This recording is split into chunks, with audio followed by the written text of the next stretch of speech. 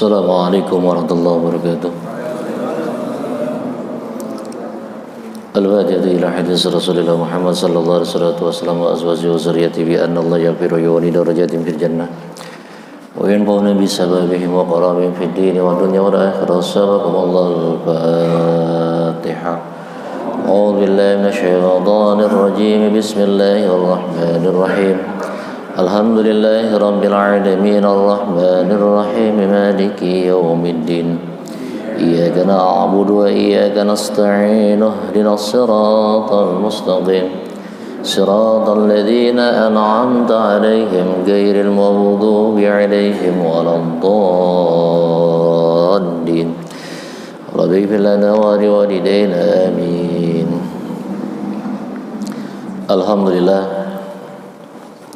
Alhamdulillahi rabbil alamin wassalatu wassalamu ala asrafil anbiya'i wal mursalin sayyidina wa habibina wa syafi'ina wa maulana Muhammadin khataman nabiyyin wa ala alihi wa sahbihi wa barik wa sallim ajma'in, amma ba'du. Qad qala Allah ta'ala fil Qur'anil karim wa huwa asdaqul qailin. A'udzu billahi minasy syaithanir rajim. Bismillahirrahmanirrahim. وَمَا كَانَ الْمُؤْمِنُونَ لِيَنْفِرُوا كَافَّةً فَلَوْلَا نَفَرَ مِنْهُمْ فِرْقَةٌ طَائِفَةٌ لِيَتَفَقَّهُوا فِي الدِّينِ وَلِيُنذِرُوا قَوْمَهُمْ إِذَا رَجَعُوا إِلَيْهِمْ لَعَلَّهُمْ يَحْذَرُونَ.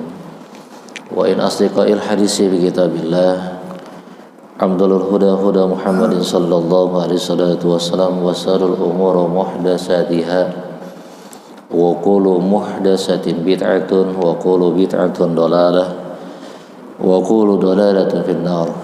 Wa kama qala mu'allif rahimahumullah fi darin amin qala faslun fil haya'i qala alaihi salatu wassalam.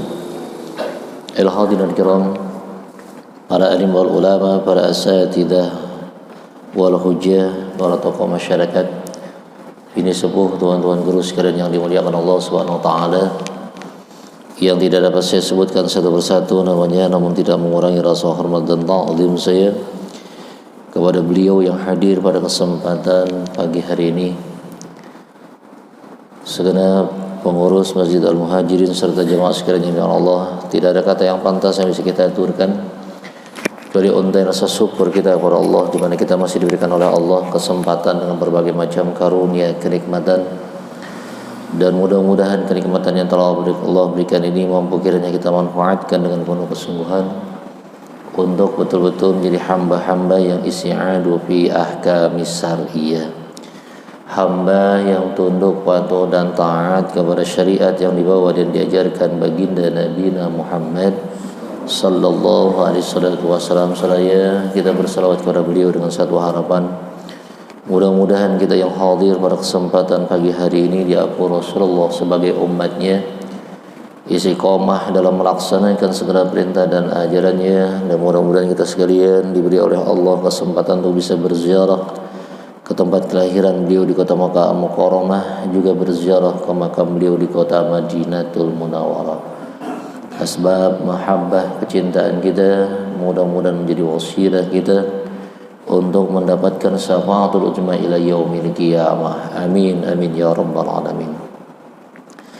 Wa qala mu'allif rahimahumullah faslun fil haya'i qala alaihi salatu wassalam. Halaman 13 baris keempat tengah-tengah. Faslun ay hadza faslun fil haya'i, menerangkan tentang sifat-sifat haya, sifat-sifat malu. Qala alaihi salatu wassalam, bersabda Rasulullah sallallahu alaihi salatu wassalam li Sayyidina Ali, kepada Sayyidina Ali, ya Ali, ad-dinu kulluhu fil haya'i wa huwa ayyahfadar ra'sa wa ma dawa wal batna wa ma wa'a. Itu satu hadisnya dia. Bersabda Rasulullah sallallahu alaihi wasallam kepada Sayyidina Ali, ya Ali, wahai Ali, ad-dinu, agama, kulluhu, semua yang terdapat di dalamnya, fil haya, adalah sifat-sifat malu. Ad-din, agama, kulluhu, di dalam agama, semua agama itu, artinya di dalam pelaksanaan apa-apa yang terdapat di dalam syariat agama, fil haya, adalah sifat-sifat malu. Wa huwa, yaitu ayin tahfadhu an tahfadhar ra'sa wa ma dawa, hendaklah engkau menjaga kepalamu, wa ma dawa, dan apa-apa yang menaunginya, wal batna an tahfadhal batna, dan hendaklah engkau menjaga perutmu, wa ma wa'ah, dan apa-apa yang bersemayam di dalamnya. Wa'a adalah apa yang bertempat, ya, bersemayam di dalamnya. Agama, ad-din, adalah risalah. Ad-din itu risalah atau aturan. Ad-dinul Islam, aturan Islam. Kita tahu ad-din ini adalah aturan yang keluar dari lisan baginda Nabi. Ma sarahallahu bilisanin nabiyyi minal ahkam. Ad-din, aturan yang keluar dari lisan Rasulullah, lisan yang mulia. Kemudian lahirlah atau keluarlah hukum-hukum yang datang dari Allah Subhanahu wa taala, yang disampaikan oleh baginda Nabi Muhammad sallallahu alaihi wasallam kepada manusia, agar manusia bisa hidup bahagia dunia dan akhirat. Nah, hukum-hukum yang terdapat di dalam agama ini keseluruhannya ada memiliki sifat-sifat malu. Artinya semua apa yang diperintahkan oleh Allah pastilah ada sifat-sifat yang harus diperhatikan agar kita tidak lalai di dalam melaksanakan syariat yang dibawa baginda Nabi Muhammad sallallahu alaihi wasallam. Dinyatakan oleh Sayyidina Rasulullah Muhammad sallallahu alaihi wasallam, wa huwa, dan ia, antahfadhar ra'sa, agar menjaga kepalanya. Karena dalam kepala ini ada pikiran-pikiran.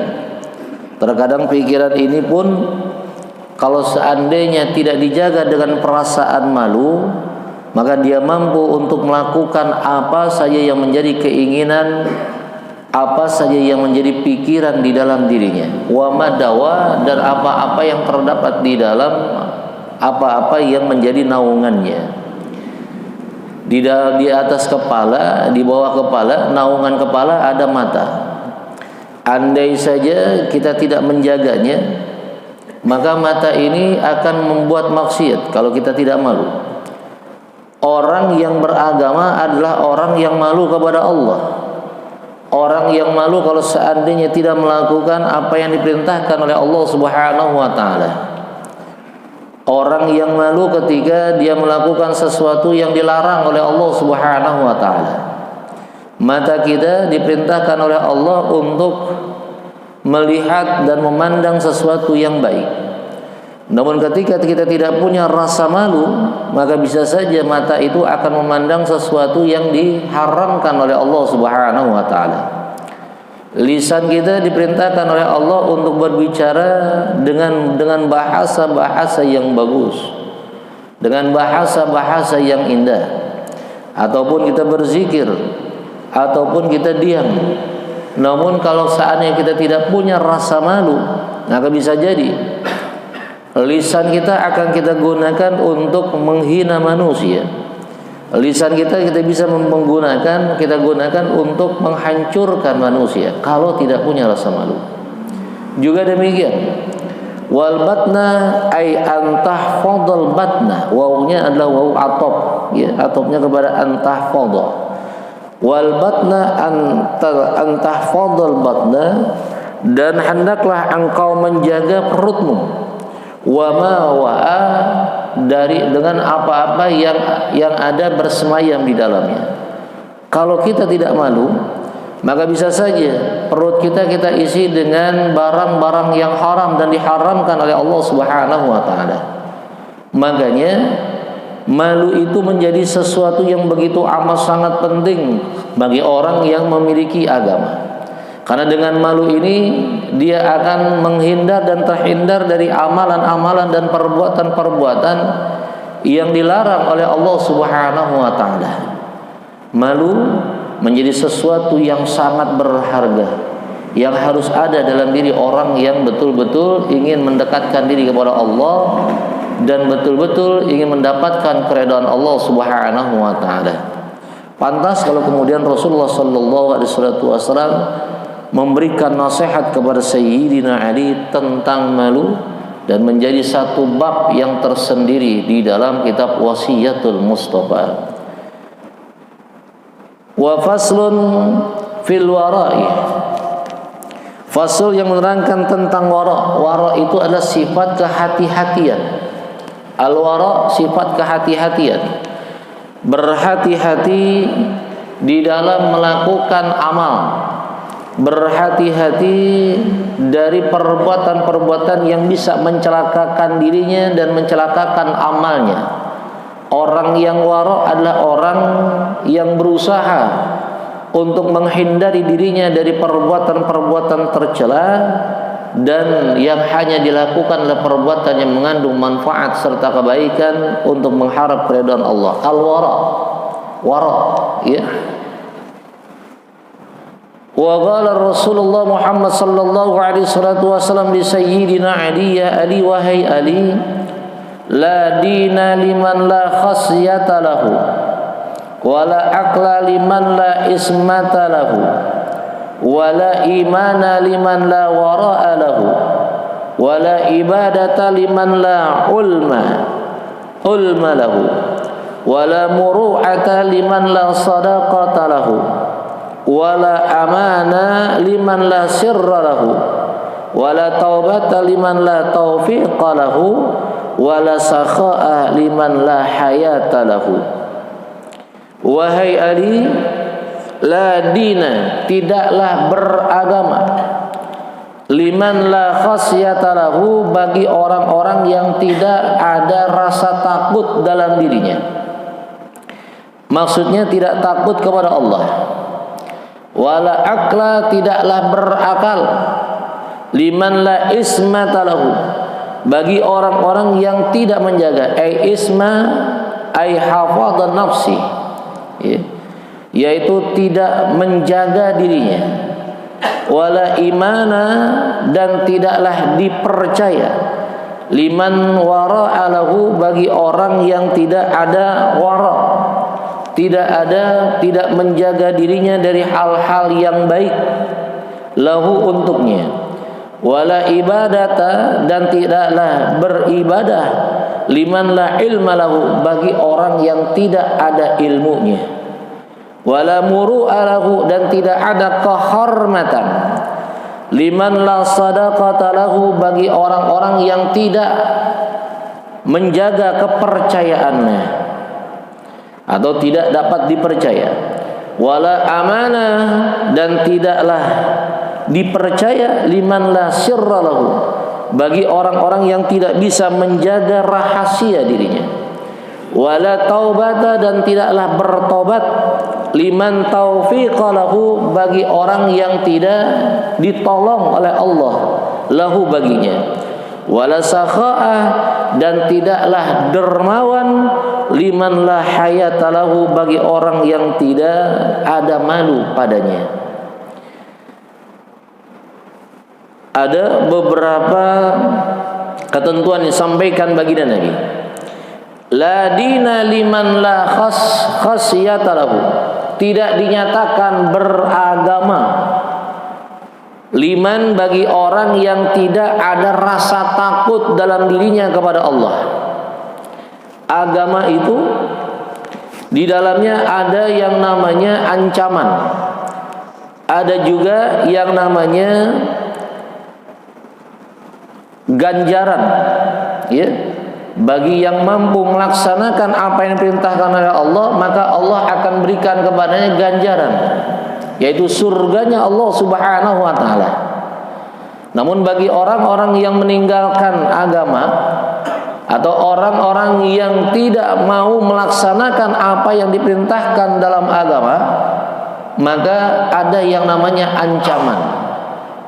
Berita dalam agama itu ada ancaman, ada juga cerita, ada juga ganjaran, ya. Nah, kalau seandainya orang yang beragama tidak ada perasaan takut kepada Allah, maka otomatis dia akan mampu melakukan apapun yang dilarang oleh Allah Subhanahu wa taala. Tidak takut dengan yang namanya siksa kubur, kagak percaya. Kemudian kagak takut yang namanya siksa alam akhirat, ya. Alam akhirat namanya neraka. Karena dalam agama ada, kalau ada ancaman bagi orang yang melakukan dosa, dia akan masuk ke dalam neraka. Karena neraka itu diciptakan oleh Allah, surga juga diciptakan oleh Allah. Surga diciptakan oleh Allah bagi orang-orang yang taat kepada Allah Subhanahu wa taala. Orang-orang yang mendapatkan keridhaan Allah Subhanahu wa taala lantaran takutnya kepada Allah, rindunya kepada Allah, dan baktinya kepada Allah Subhanahu wa taala. Maka orang ini akan masuk ke dalam surga. Yaitu janji-janji yang akan diberikan oleh Allah dengan janji-janji yang indah bagi orang-orang yang beriman kepadanya. Dan ingat, orang yang beriman adalah orang yang betul-betul yakin dan percaya akan adanya balasan dari setiap amal-amal yang dia kerjakan di alam dunia. Bagi orang yang beragama, orang yang beriman kepada Allah, beriman kepada Rasulullah, dia yakin dan dia percaya akan adanya janji dan ancaman Allah Subhanahu wa taala. Janji Allah, kalau seandainya dia taat kepada Allah, dia taat menjalankan apa yang sudah ada dalam agamanya, ketentuan-ketentuan agamanya, maka dia akan mendapatkan janji Allah. Dan janji Allah itu bagi orang yang beriman bukanlah kebohongan. Janji Allah bagi orang yang beriman adalah sesuatu yang nyata, yang akan diberikan oleh Allah, yang akan dia rasakan.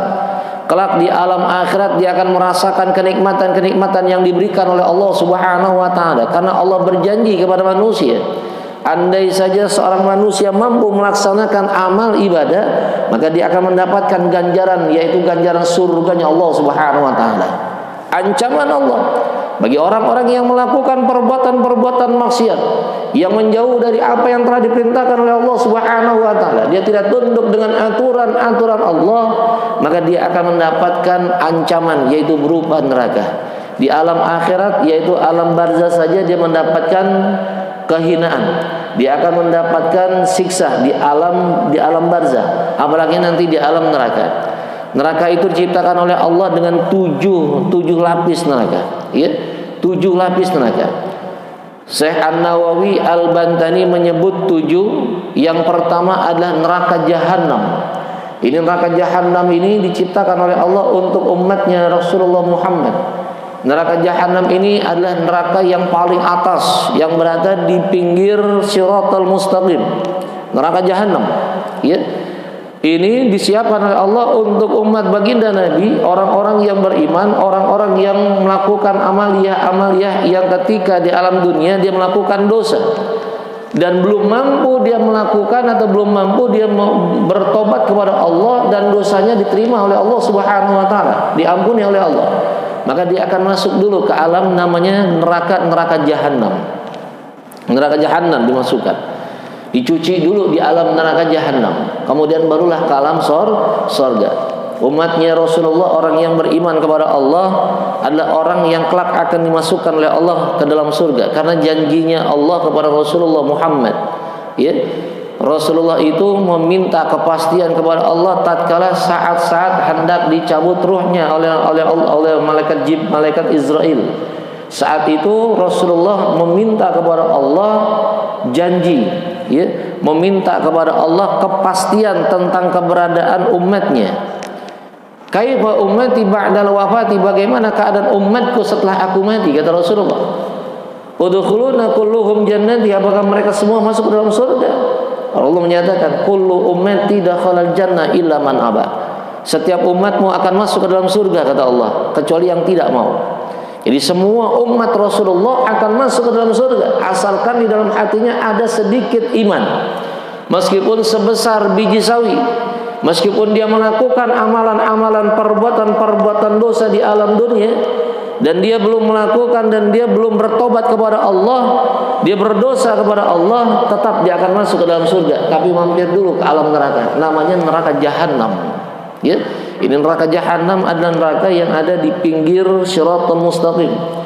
Jaraknya kalau seandainya masuk ke dalam neraka kemudian ke surga, itu jaraknya disebutkan khamsa sab'ami'ati alafi sanatin, 750 tahun perjalanan, ya, dari surga Jahannam, neraka Jahannam kemudian ke surga. Itu jaraknya jauhnya gitu, 750 tahun. Satu hari di alam akhirat itu al-yauma fihi miqdaru khamsina alfa sanatin. 50 di satu hari di alam akhirat sebanding dengan 50.000 tahun alam dunia.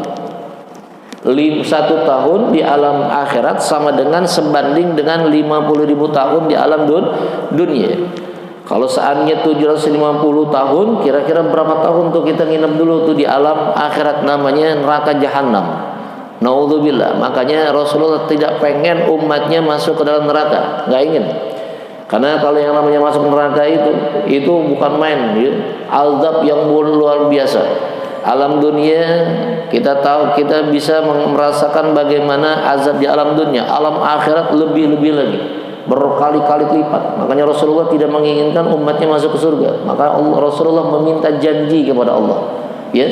Rasulullah minta janji kepada Allah, Rasulullah minta kepastian kepada Allah tentang keberadaan umatnya. Apakah umatnya setelah aku wafat ini umatnya masuk ke surga atau tidak? Maka kata Rasulullah, kullu ummati dakhala jannah illa man aba. Semua umat mau masuk ke dalam surga kecuali yang tidak mau masuk ke dalam surga. Nah, saudara, di bawah Jahannam ada yang namanya Lado. Lado ini adalah neraka yang diciptakan oleh Allah untuk kaum Yahudi. Lado mendekat dengan Jahannam, ya. Kenapa orang Yahudi masuk ke dalam Lado? Karena orang Yahudi itu yakin dengan Allah, dia percaya dengan Allah, dia yakin percaya dengan Allah, Tuhannya adalah Allah Subhanahu wa taala. Namun Yahudi tidak mengakui keberadaan Rasulullah sebagai nabi yang terakhir yang diutus oleh Allah ke alam dunia. Karena mereka menginginkan nabi yang terakhir diutus oleh Allah adalah nabi yang berasal dari generasi mereka atau berasal dari kelompok mereka. Maka mereka tidak mengakui akan keberadaan Rasulullah Muhammad sebagai utusan Allah yang terakhir. Yakin dan percaya dengan apa yang disampaikan oleh para nabi dan para rasul tentang keberadaan Allah. Ini orang-orang Yahudi, tapi tidak percaya dengan nabi yang terakhir, lantaran nabi yang terakhir bukanlah dari golongan mereka. Mereka ditempatkan oleh Allah di neraka namanya neraka Lado. Kemudian ada Hutoma. Di bawah Lado ada neraka namanya neraka Hutoma. Ini neraka Hutoma disiapkan oleh Allah kepada kaum Nasrani. Ini kaum Nasrani ada di bawah Lado, ya, di bawah kaum Yahudi. Karena Nasrani sudah tidak lagi percaya kepada Allah, tapi menserikatkan Allah. Menserikatkan Allah, tidak percaya lagi kepada Allah sebagai zat yang tunggal, sebagai Tuhan yang satu, ahad, enggak. Tapi mereka telah mensekutukan Allah. Maka Tuhan mereka ada Tuhan Bapa, ada Tuhan Ibu, ada Tuhan Anak, ya. Kalau sudah Allahnya dia tidak percaya, apalagi yang membawa risalah, yaitu baginda Nabi Muhammad sallallahu alaihi wasallam. Di bawah Hutoma ada yang namanya Sa'ir. Sa'ir ini adalah neraka yang diberikan oleh Allah kepada orang-orang penyembah berhala. Apa berhala yang terbuat dari batu atau berhala yang terbuat dari kayu? Ya. Orang-orang yang meyakini keberadaan sesembahan selain dari Allah, yaitu dari kayu ataupun dari batu, dia sembah dan dia menyatakan ini ada karomah, ada kekuatannya. Maka orang-orang yang pakai aki-aki namanya batu akik, hati-hati ya. Jangan sampai punya pandangan batu akik itu memiliki kekuatan yang melebihi kekuatan Allah Subhanahu wa taala. Karena kalau seandainya kita meyakini batu akik itu sebagai batu yang bisa memberikan kekuatan kepada kita, yang membuat kita mujur dan sebagainya, hingga kita menafikan keberadaan Allah Subhanahu wa taala, maka dia akan dimasukkan oleh Allah ke neraka namanya neraka sa'ir. Neraka sa'ir. Di bawah neraka sa'ir ada namanya neraka sakor. Ini neraka sakor diberikan oleh Allah kepada orang-orang penyembah api. Apapun itu penyembah api, ya. Penyembah api akan masuk ke dalam neraka namanya neraka sakor. Di dalam neraka sakor ada neraka jahim. Ini neraka jahim adalah neraka yang disiapkan oleh Allah kepada umat, kepada makhluknya yang menyembah kepada bintang ataupun kepada matahari dan bulan. Namanya neraka jahim. Di bawah neraka jahim ada namanya neraka hawiyah. Ini neraka yang paling bawah, hawiyah, ya. Ini neraka yang luar biasa, keraknya bumi. Keraknya neraka hawiyah. Ini Rasulullah pernah dibawa oleh malaikat Jibril untuk melihat neraka, dan begitu Rasulullah melihat neraka hawiyah, itu neraka yang paling dasar, neraka yang paling kelam. Kemudian Rasulullah bertanya, kemudian malaikat Jibril menyatakan, aku gak akan beritahu engkau ya Rasulullah, karena engkau akan bersedih. Rupanya setelah diberitahu, Rasulullah bukan hanya bersedih tapi pingsan, ya. Saking apanya? Saking kagetnya luar biasa.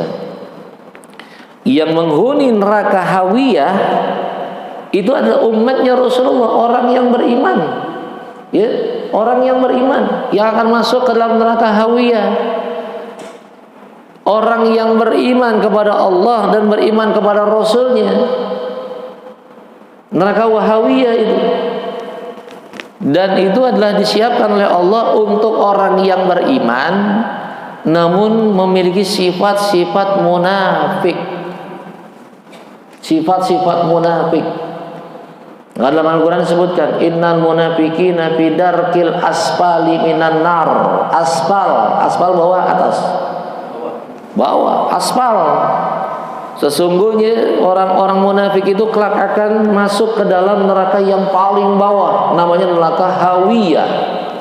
Jadi orang yang beriman kepada Allah, orang yang mengaku beriman kepada Allah, mengaku beriman kepada Nabi dan Rasulnya, di dalam hatinya ada sifat-sifat munafik.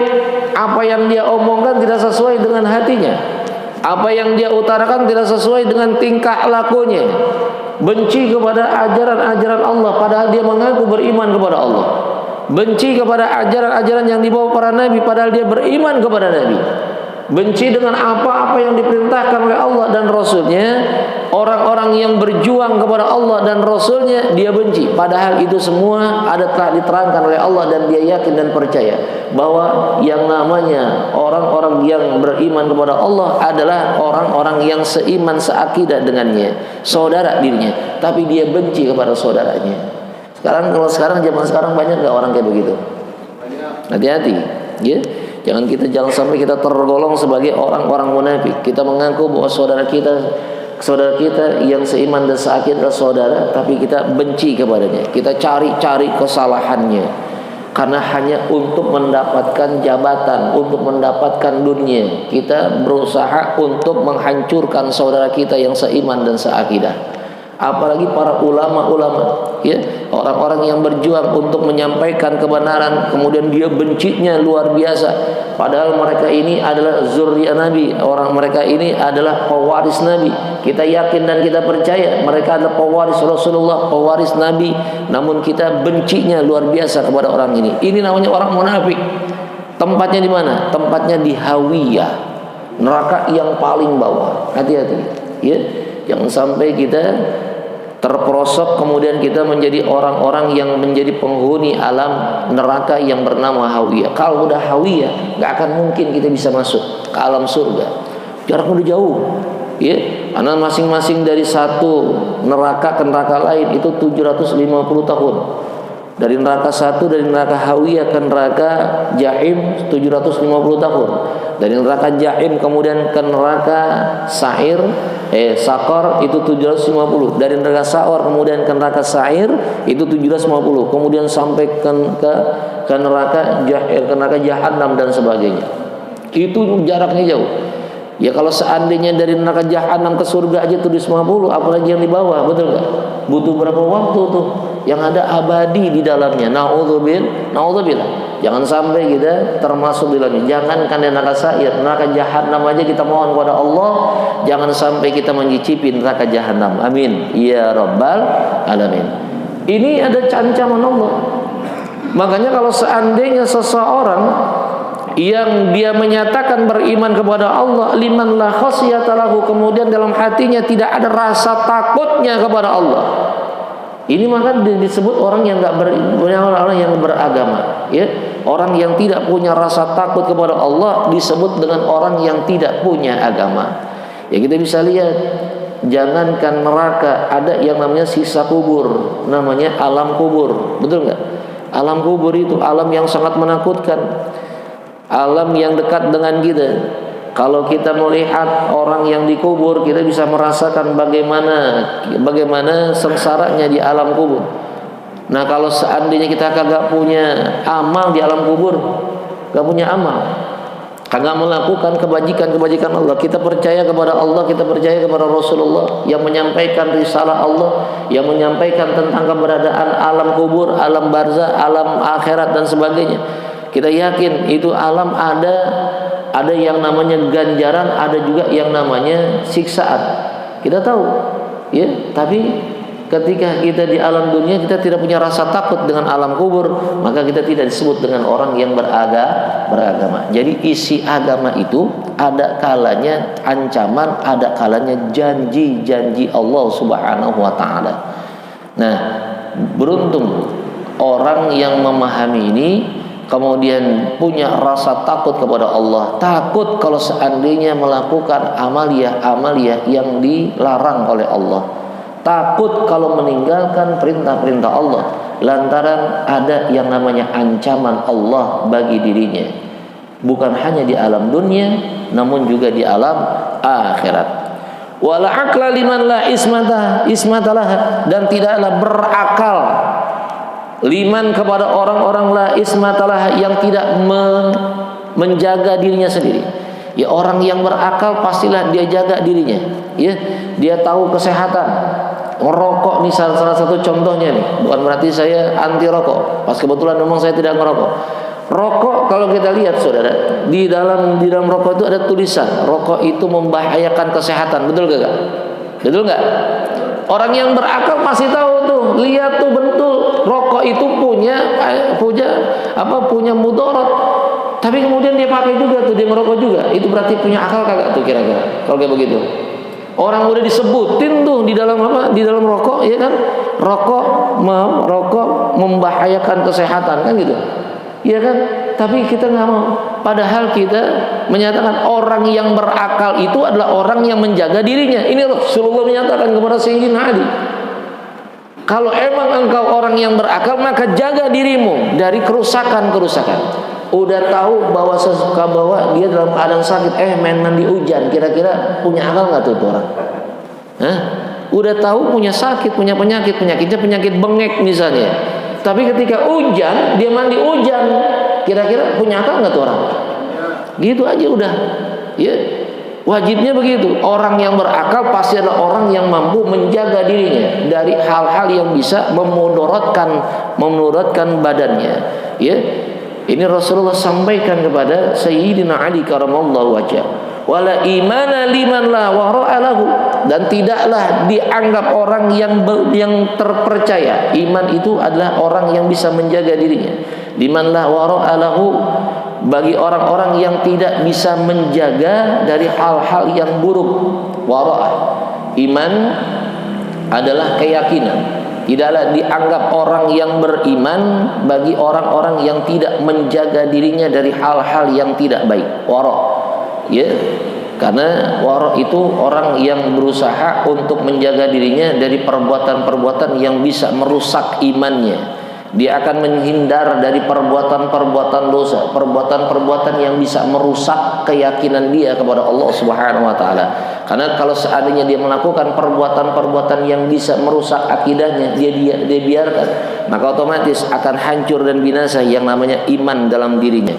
Maka Rasulullah perintahkan, Rasulullah nasihati kepada Sayyidina Ali, jaga imanmu dengan hal-hal yang tidak atau hal-hal yang bisa merusak keimanan itu sendiri. Wala ibadata liman la ilma lahu, dan tidaklah beribadah, tidak ada ibadah bagi orang yang tidak punya ilmu. Tidak ada ibadah bagi orang yang tidak punya ilmu. Kalau kita ingin punya ilmu, kalau kita ingin ibadah kita diterima oleh Allah, kita harus tahu tentang tata cara ibadah. Ya, kita harus tahu tentang tata cara ibadah, karena ibadah itu tidak begitu saja kita melaksanakannya. Orang ibadah bukan cuma ikut-ikutan. Ada orang ibadah ikut-ikutan, ya. Ada orang ibadah menyatakan, nggak perlu kita mencari ilmu tentang bagaimana ibadah kepada Allah yang diterima oleh Allah. Nggak perlu. Karena yang namanya ibadah udah begitu-begitu saja dari dulu sampai sekarang. Ibadah sholat misalnya, sholat subuh dari dulu sampai sekarang tidak ada yang 3, pasti 2. Betul nggak? 2 rakaat.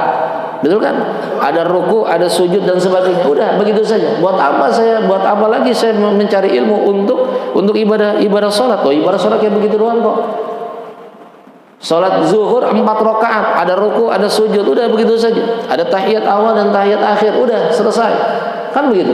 Ya, itu namanya ibadah ikut-ikutan. Ibadah ikut-ikutan apakah diterima oleh Allah Subhanahu wa taala?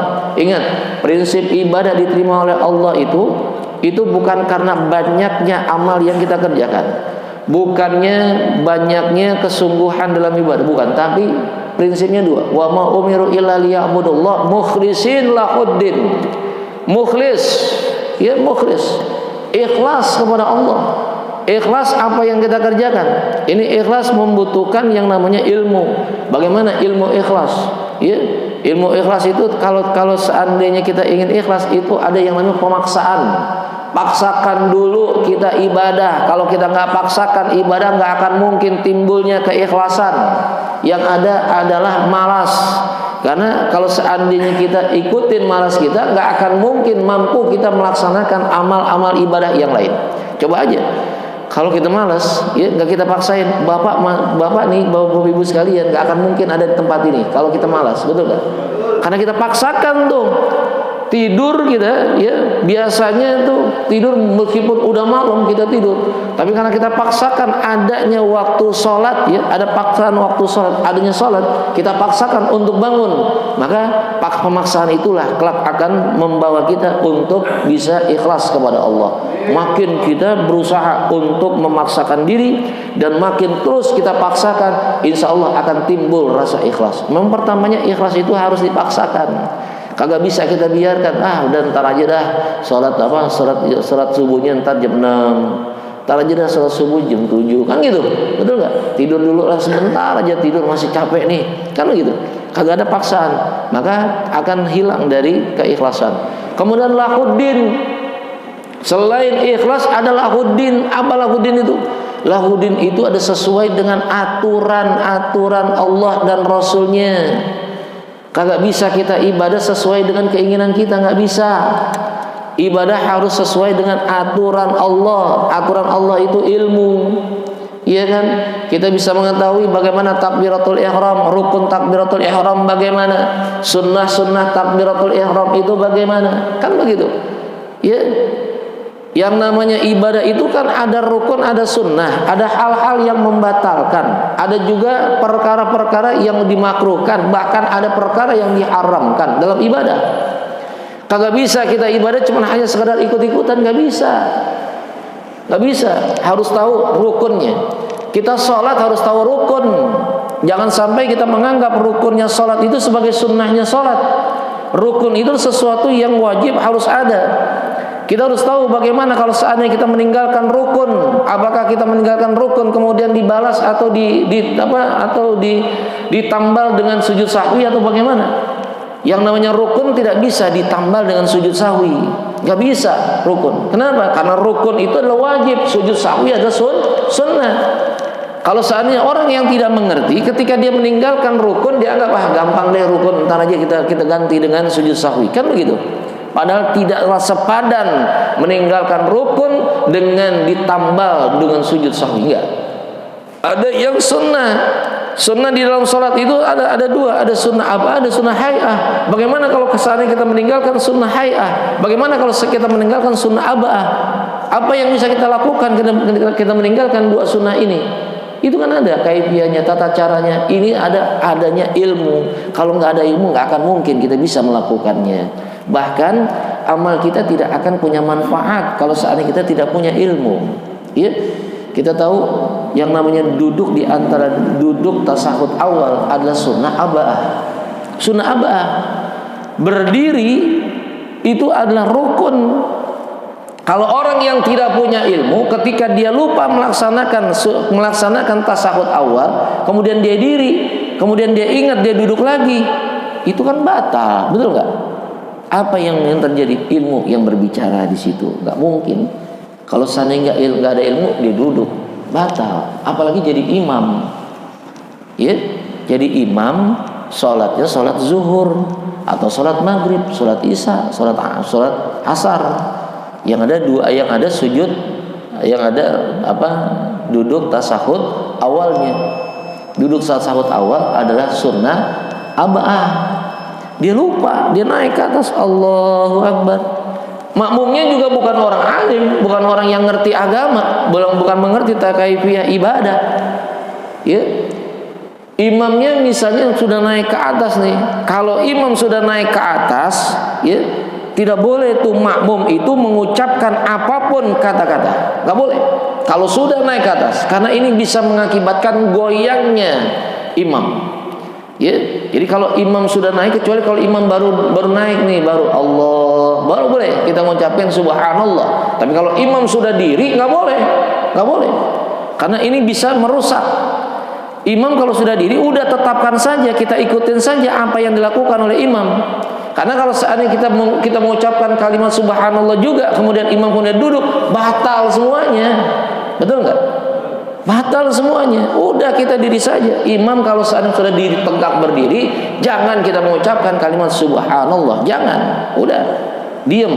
Kalau kita masih mengucapkan subhanallah, yang dipastikan batal bukan imamnya, tapi makmumnya yang batal. Ini wajib kita tahu, wajib punya ilmu dalam ibadah. Maka orang yang kagak punya ilmu tidak akan dianggap ibadahnya oleh Allah Subhanahu wa taala. Ya, ini perlu kita pahamin. Nah, kalau Rasulullah sallallahu alaihi wasallam menyatakan kepada Sayyidina Ali, "Ya Ali, ibadat liman la ilma lahu." Tidaklah dianggap ibadah, tidak ada ibadah bagi orang-orang yang tidak punya ilmu dalam dirinya. Ya, enggak punya ilmu. Ibadah itu orang yang alim dengan orang yang abid beda, ya. Khairun salat rakaatin abidin khairun min naumin alimin. 2 rakaat ibadah yang dilakukan oleh orang bodoh itu lebih baik dari tidurnya orang alim. Syaitan, iblis lebih senang mengganggu orang abid yang ibadah ketimbang orang alim yang sedang tidur. Ya, kenapa? Karena kalau dia mengganggu orang alim, kemudian orang alim melihat orang abid sedang ibadah dan salah, pastilah akan dinasehatin.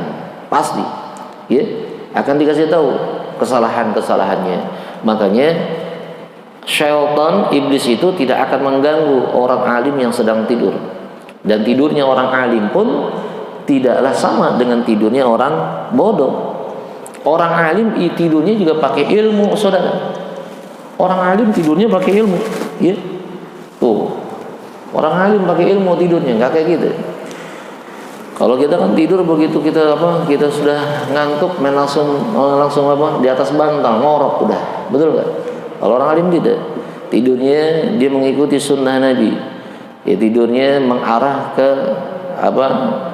Zanibit aiman, arahnya arah kiri, arahnya arah kanan. Ya, ditopang. Itu nyatanya setelahnya diteliti oleh ilmu pengetahuan bahwa orang yang tidur dengan posisi mengarah ke arah kanan itu bisa membuat jantungnya itu normal. Ya, kenapa? Karena jantung adanya di sebelah kiri sini. Jadi kalau seandainya dia berada di sebelah kanan, berarti jantungnya ini dalam keadaan bebas, tidak tertindih. Beda kalau orang tidurnya di sebelah kiri, jantungnya ketahan dengan anggota-anggota yang lain, maka jantung tidak bisa bebas. Tuh, ya. Itu Rasulullah itu mengajarkan begitu, tidur sebelah kiri, posisinya ditopang seperti orang yang sedang ditelungkupkan di alam kubur begitu. Ya. Jadi ini jantung dia bisa bebas tuh, bebas melakukan aktivitas, dan jantung akan merasa nyaman.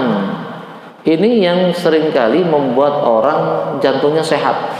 Jadi kalau tidurnya begini, tidurnya celentang. Kalau bagi perempuan tuh kalau celentang hukumnya makruh, nggak boleh. Ya, nggak boleh. Terlebih lagi kalau tidurnya telungkup, tahu telungkup? Telungkup begitu tidurnya tuh, tidur syaitan. Syaitan itu tidurnya telungkup.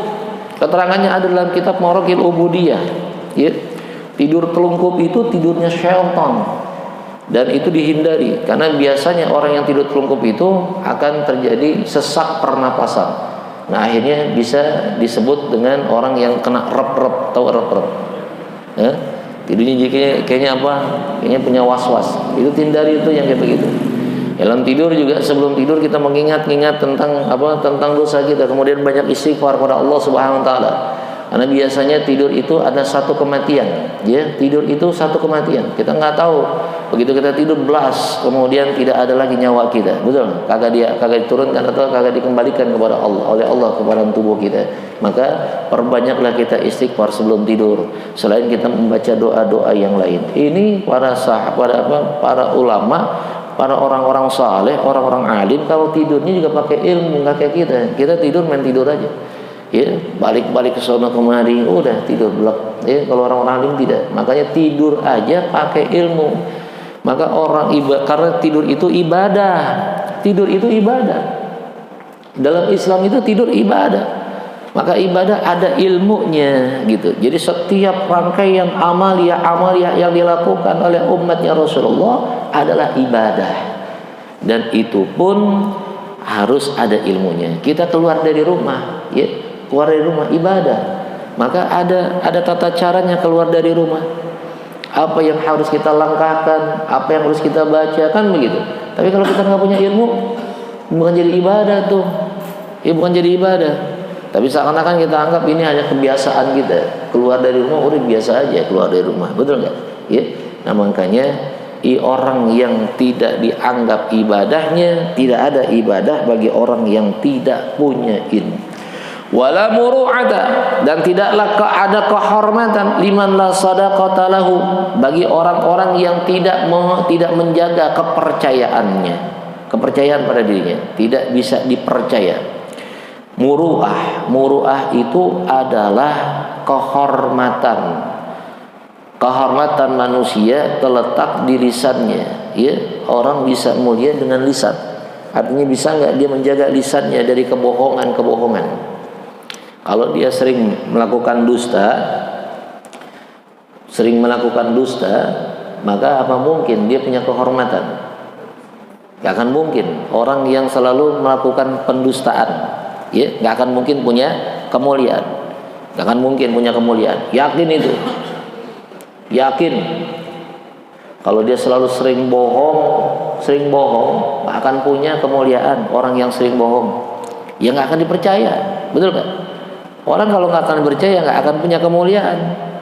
Maka jaga lisan kita. Jaga lisan kita, ini adalah harimau kita. Lisan ini bisa memasukkan kita ke dalam surga dan juga bisa memasukkan kita ke dalam neraka.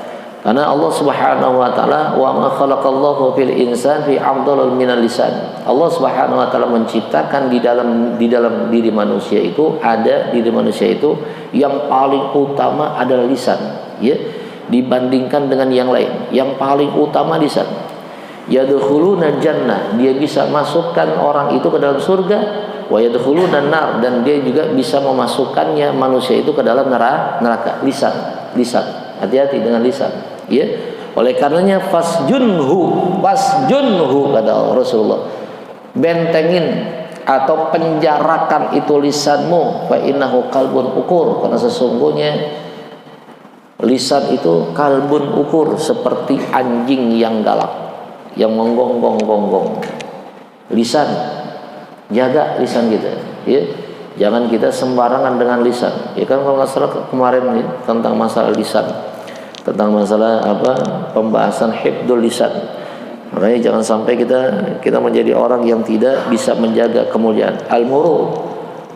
Muru'atun, yaitu kemuliaan. Tidaklah mulia seseorang liman la sadaqata lahu, bagi orang-orang yang tidak bisa menjaga kepercayaannya. Wala amana liman la sarra wa liman la sirri lahu, dan tidaklah orang itu beriman atau tidak bisa menjaga dirinya bagi orang-orang yang tidak bisa menjaga rahasia dirinya.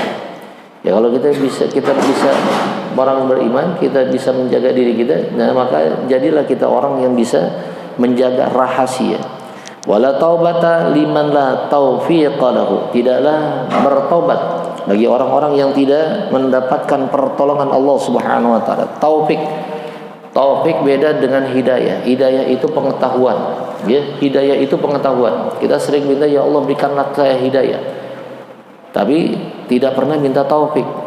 Ya cuma tahu saja bahwa yang namanya sholat subuh itu adalah ganjarannya luar biasa. Orang yang melaksanakan sholat subuh 2 rakaat itu sama dengan orang yang melaksanakan sholat 1 malam penuh, ya. Tapi kita tidak pernah melaksanakannya. Kenapa? Karena kita tidak pernah meminta kepada Allah taufik, pertolongan Allah untuk bisa melaksanakan apa yang sudah kita ketahui, ya. Hidayah pengetahuan tentang hal baik dan buruk, itu hidayah. Kita bisa tahu tentang masalah minum khamar adalah perbuatan yang dilarang oleh Allah. Kita tahu tuh bahayanya, kita tahu keharamannya, tapi kita tidak bisa minta taufik kepada Allah. Akhirnya kita bisa melakukan atau meminum minuman keras lantaran tidak ada taufik. Kita tahu haram, tapi kita tetap laksanakan. Kita tahu bahwa sesungguhnya bicarain orang, ngomongin orang, ya, gibah, namimah dan sebagainya adalah perbuatan dosa. Tapi karena kita tidak bisa minta taufik, kita tidak minta taufik pertolongan pada Allah, maka lisan kita gampang banget tuh ngomongin orang, ngomongin kejelekan orang. Betul gak? Karena tidak minta kepada Allah kekuatan untuk menghindar dari itu. Demikian juga sholat jamaah adalah amalan yang luar biasa. Sholat jamaah. Tapi karena kita tidak minta taufik, kita menganggap biasa sajalah, udah sholat di rumah sajalah, kan begitu, ya kan? Karena tidak ada taufik. Makanya kalau minta kepada Allah selain hidayah juga taufik. Selain kita tahu tentang hal yang baik dan buruk, kita tahu mana yang halal, mana yang haram, mana yang boleh, mana yang tidak, tapi juga kita mampu untuk melaksanakannya, ya. Nah, melaksanakan inilah yang disebut dengan taufik. Setelah kita mampu melaksanakannya, minta kepada Allah inayah, kesungguhan atau keistiqomahan di dalam melaksanakan amal-amal yang sudah kita ketahui tentang baik dan buruknya. Jangan kita cuma hanya minta 1 ataupun minta 2, tapi minta 3, agar istiqomah terus menerus secara langgeng untuk bisa sampai kepada tujuan kita sebagai orang atau hamba yang tunduk kepada aturan Allah Subhanahu wa ta'ala. Wala sakha'a liman la hayata lahu, dan tidaklah dermawan bagi orang-orang yang tidak punya rasa malu dalam dirinya. Ya jelas orang yang dermawan itu adalah orang yang malu, karena dia yakin bahwa apa yang dia dapatkan itu asalnya dari Allah, ya. Rizki yang dia hasilkan bukan dari kerja dia, itu kerja cuma wasilah saja, sementara yang memberikan semuanya itu dari Allah. Apa yang bisa dia banggakan dengan hartanya? Kalau seandainya dia merasa bahwa harta itu dari hasil kerjanya dia, berarti dia sombong kepada Allah. Dia nggak punya rasa malu. Harusnya dia malu bahwa Allah yang telah memberikan rezeki kepadanya. Dari rasa malu itulah maka tidak ada keraguan dia untuk mentasarufkan hartanya di jalan Allah. Ya. Dia yakin bahwa dalam hartanya ini ada bagian-bagian orang-orang fakir miskin. Jangan dia makan sendiri itu hartanya. Gak punya malu lu kalau seandainya dia punya harta cuma lu buat makan dirinya sendiri. Gak punya malu. Karena di dalam hartamu ada bagian orang-orang fakir yang harus diberikan. Maka orang dermawan itu adalah orang yang punya rasa malu. Nah, sekarang kalau ada orang kaya kagak pernah bersedekah, berarti itu orang kaya gak punya rasa malu. Karena dia anggap bahwa hartanya adalah milik dia. Hartanya adalah apa yang dia hasilkan, bukan dari Allah. Nah, ini namanya orang yang akan sombong. Timbul dalam dirinya sombongan. Kalau sudah sombong, hati-hati. Allah akan murka kepada orang-orang yang punya rasa sombong. Ya. Jemaah ini Allah SWT. Ada yang mau ditanyain? Ada. Tambah lagi hadisnya ya. Wa qala Rasulullah Muhammad sallallahu alaihi wasallam li sayyidina Ali, ya Ali, wahai Ali, man lam yakun wara'an 'anil ma'asi wa batnul ardi khairul lahu min dhahriha li'annahu la imana fi qalbihi. Ya Ali, wahai Ali, man lam yakun wara'a, barang siapa yang tidak ada wara', tidak ada di dalam dirinya rasa khawatir atau rasa takut anil ma'asi, dari perbuatan maksiat, fabatnul ardi, maka perut bumi khairul lahu, baik bagi dirinya, minal dhahriha, dibandingkan alas bumi, ya, dibandingkan di atas bumi, ya. Kenapa? Li'annahu, karena sesungguhnya orang yang tidak punya rasa malu terhadap perbuatan maksiat, la imana fi qalbihi, adalah orang yang tidak punya iman di dalam hatinya. Kalau nggak punya rasa malu berarti nggak punya iman. Tempat yang baik baginya adalah di perut bumi, mati aja udah, kata Nabi Rasulullah. Kalau kagak punya rasa malu lebih baik mati daripada ada di atas bumi.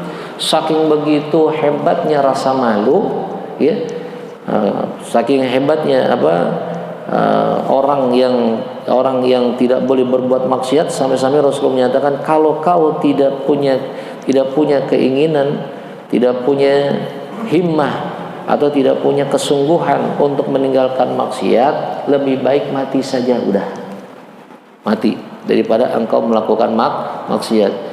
Ya, kalau orang berbuat maksiat kan pasti masuknya neraka, betul nggak? Karena melakukan perbuatan yang dilarang oleh Allah. Jadi Rasulullah kan sayang sama kita. Rasulullah pengen umatnya itu selalu melakukan amal kebajikan.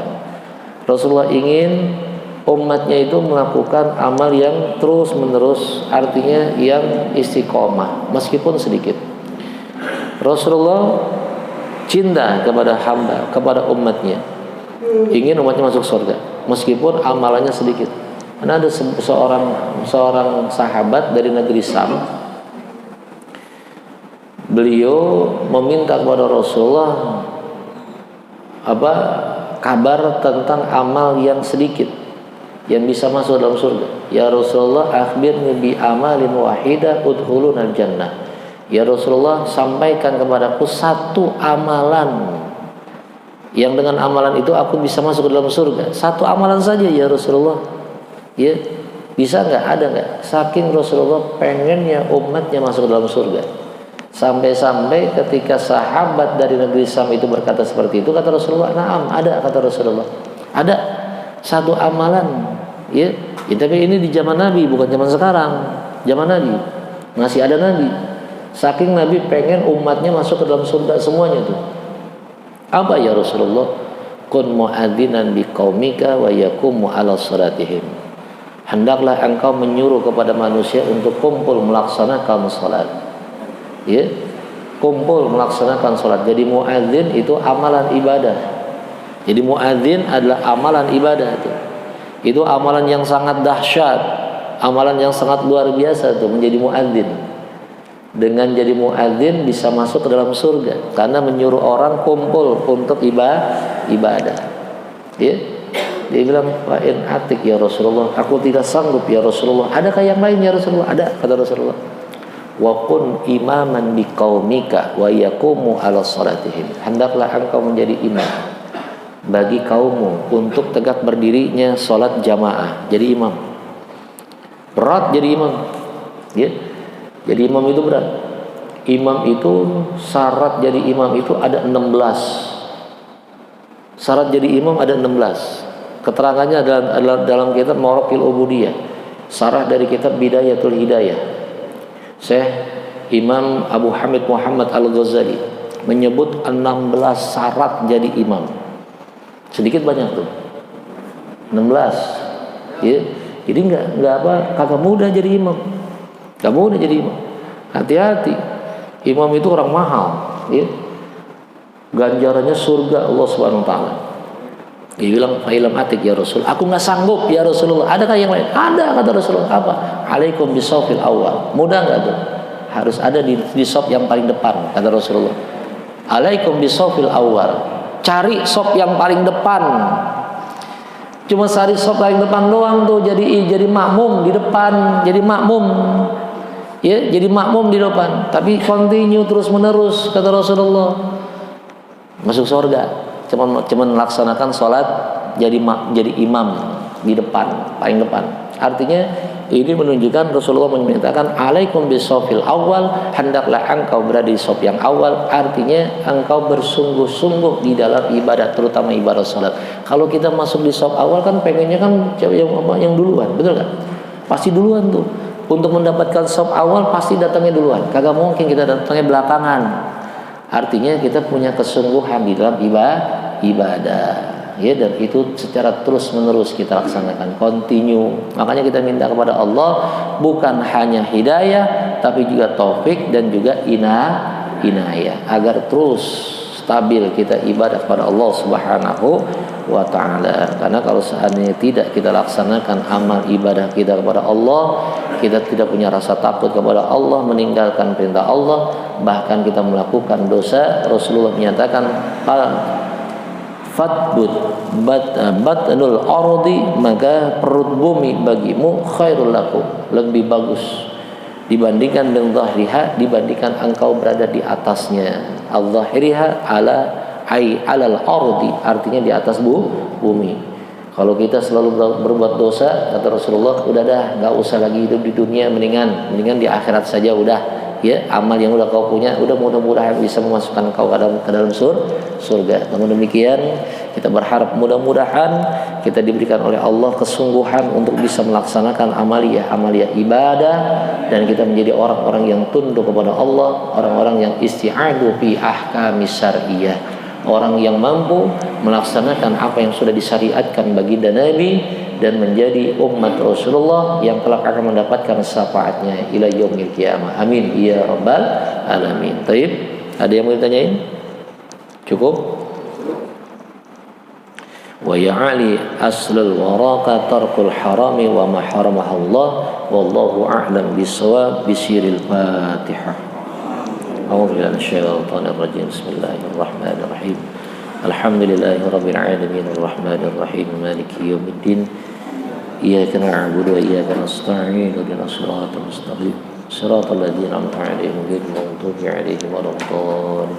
Bismillahirrahmanirrahim. Ya Rabbana tarafna bi annana tarafna wa annana asrafna ala ladha asrafna fatub 'alaina tauba taghsil kull hauba wastur lana al-awrati wa aminir rawati waghfir liwalidina rabbi wa mauludina wal ali wal ikhwani wasairil khillani wa kulli dhi mahabbah aw ziratin aw suhbah والمسلمين أجمع آمين ربي يسمع فضلا وجود منا لا باكتساب منا بالمصطفى الرسول نرضى بكل السول صلى وسلم ربي عليه عد الحب وآله وصحبه إلى ضطس صحبي والحمد للإله في البدء والتلاهي وصلى الله على سيدنا محمد النبي الأمي وعلى آله وصحبه وبارك وسلم سبحان ربك رب العزة عما يصفون وسلام على المرسلين والحمد لله رب العالمين والآن منكم السلام عليكم ورحمة الله وبركاته. Terima kasih sudah berkunjung di channel ini. Jangan lupa untuk like, komen, dan subscribe agar tidak ketinggalan pada video-video menarik lainnya.